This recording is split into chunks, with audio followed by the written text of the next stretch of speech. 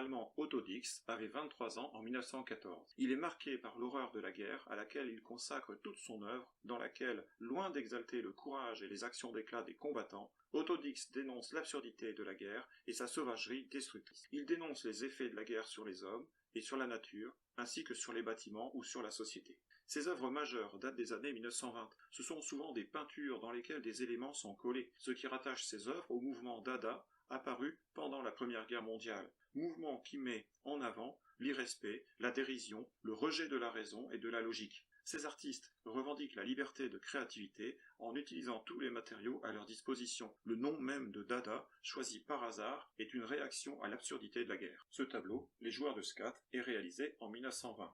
On y voit 3 hommes, des anciens combattants mutilés de guerre, gueule cassée, qui jouent aux cartes. Le skat est un jeu très populaire à l'époque en Allemagne.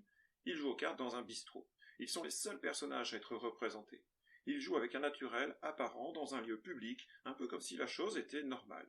Alors que par bien des aspects, la situation est à la fois grotesque, dérangeante et impossible. Les mutilations dont sont victimes ces hommes, pour horribles qu'elles soient, leur donnent un côté à la fois pathétique et monstrueux. Le personnage de gauche n'a qu'un pied, avec lequel il joue, mais ce pied est à l'envers. Un appareil pour entendre est posé sur la table et relié par un tuyau à sa boîte crânienne.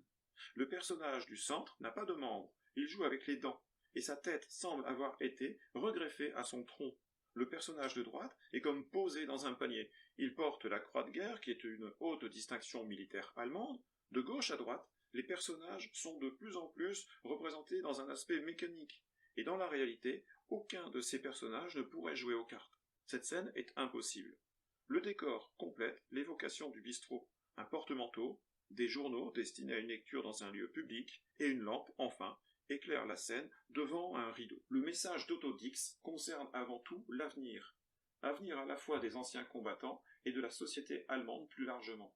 L'avenir, c'est d'abord la possibilité de se reproduire, d'avoir des enfants, ce qui n'est pas le cas de ces hommes.